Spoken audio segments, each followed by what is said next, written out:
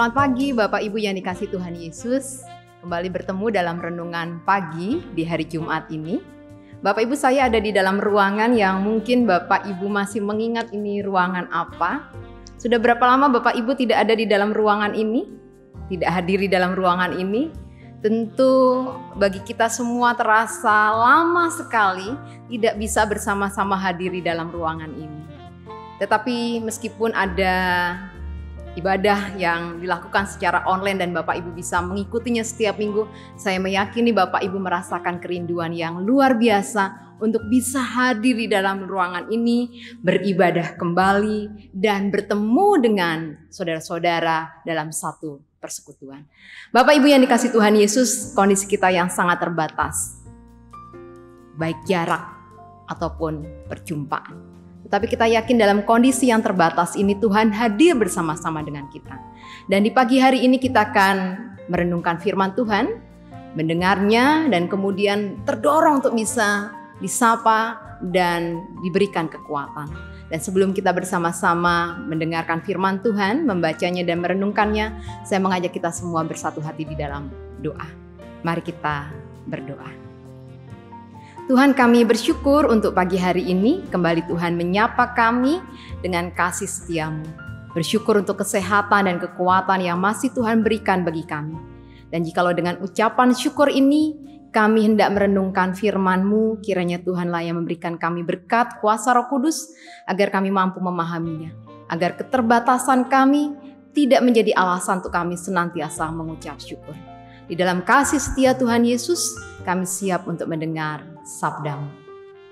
Amin. Bapak Ibu yang dikasihi Tuhan Yesus, firman Tuhan pada pagi hari ini diambil dari kitab Injil Yohanes pasal 6 ayat 5 sampai dengan ayatnya yang ke-14. Yang demikian bunyi firman Tuhan itu. Ketika Yesus memandang sekelilingnya dan melihat bahwa orang banyak berbondong-bondong datang kepadanya, berkata ia kepada Filipus, "Di manakah kita akan membeli roti supaya mereka ini dapat makan?" Hal ini dikatakannya untuk mencobai dia, sebab ia sendiri tahu apa yang hendak dilakukannya. Jawab Filipus kepadanya, "Roti seharga 200 dinar tidak akan cukup untuk mereka ini, sekalipun masing-masing mendapat sepotong kecil saja." Seorang dari murid-muridnya yaitu Andreas, saudara Simon Petrus berkata kepadanya, "Di sini ada seorang anak yang mempunyai 5 roti jelai dan 2 ikan. Tetapi apakah artinya itu untuk orang sebanyak ini?" Kata Yesus, "Suruhlah orang-orang itu duduk. Adapun di tempat itu banyak rumput, maka duduklah orang-orang itu, kira-kira 5.000 laki-laki banyaknya." Lalu Yesus mengambil roti itu, mengucap syukur dan membagi-bagikannya kepada mereka yang duduk di situ. Demikian juga dibuatnya dengan ikan-ikan itu sebanyak yang mereka kehendaki.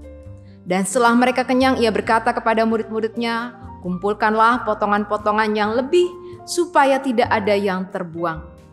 Maka mereka pun mengumpulkannya dan mengisi 12 bakul penuh dengan potongan-potongan dari kelima roti jelai yang lebih setelah orang makan. Ketika orang-orang itu melihat mukjizat yang telah diadakannya, mereka berkata, "Dia ini adalah benar-benar nabi yang akan datang ke dalam dunia." Demikianlah firman Tuhan. Yang berbahagia adalah kita yang dalam keterbatasan kita meyakini Tuhan menginginkan kita untuk bisa menggunakan keterbatasan ini menjadi kekuatan, tidak hanya untuk diri kita sendiri tetapi juga banyak orang. Bapak Ibu saudara-saudari yang dikasihi Tuhan Yesus, saya yakin kita semua sangat mengenal, begitu familiar dan sering mendengarkan kisah ini. Bagaimana dalam ketakjuban Yesus mampu memberi makan 5.000 orang lebih hanya dengan 5 roti dan 2 ikan yang ada. Tetapi di balik kisah ini ada sesuatu yang luar biasa yang masih tetap kita bisa pelajari, selain bagaimana Yesus dengan mukjizatnya mengubah yang 5 roti dan 2 ikan ini menjadi berkat bagi ribuan banyak orang bahkan sisa. Yesus mengawalinya dengan memandang sekeliling. Yesus mengetahui situasi yang terjadi, bahwa di sekitarnya banyak orang yang hadir. Tapi Yesus juga tahu bahwa kehadiran banyak orang disertai dengan keterbatasan, bukan dengan kekuatan yang lebih. Oleh karenanya ia bertanya kepada murid-muridnya, sebagai bagian untuk pengujian kepada mereka. Apakah mereka masih meyakini bahwa keterbatasan mereka tidak menjadi penghalang karya Tuhan yang luar biasa? Maka ia bertanya, di manakah kita akan membeli roti supaya mereka ini dapat makan? Filipus menjawab dengan hitungan-hitungan ekonomi dan matematika. Dia menggunakan rasionya dan nalarnya. Dan dia melihat dengan rasio dan nalarnya bahwa tidak mungkin dan terbatas dalam situasi ini. Secara logika dia mengatakan sangat terbatas. Begitu pula Andreas yang melihat secara realita bahwa memang ada anak yang membawa 5 roti dan 2 ikan, tetapi juga dalam kondisi yang terbatas. 2 murid Yesus ini punya jawaban yang sama. Tidak mungkin, baik secara nalar ataupun realita kenyataannya yang dilihat, untuk memberi makan 5.000 orang. Mereka meyakini mereka terbatas dan dalam keterbatasan mereka tidak bisa melakukan apa-apa. Tetapi Yesus menginginkan kita tidak berhenti pada keterbatasan sebagai manusia. Keterbatasan manusia sesungguhnya adalah jalan untuk melihat kuasa Allah yang luar biasa. Dan ketika anak itu mau memberikan miliknya yang terbatas dan dibawa dengan penuh rasa percaya, maka yang terbatas menjadi berkat yang luar biasa, bahkan berkelebihan. Bapak Ibu yang dikasihi Tuhan Yesus, saat ini kita berada dalam kondisi yang sangat terbatas, yang secara pasti tidak pasti sampai kapan ini akan berakhir. Tetapi kita diajak untuk yang terbatas ini, kita tidak hanya terkukung dalam keterbatasan. Kita minta kuasa Tuhan dalam keberadaan kita ini untuk mengubah yang terbatas menjadi kekuatan yang luar biasa.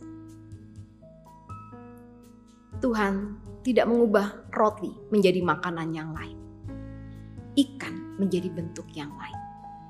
Tuhan tidak akan mengubah keberadaan kita menjadi bentuk yang lain, tetapi Tuhan memberdayakan keberadaan kita yang terbatas untuk menjadi kekuatan yang luar biasa.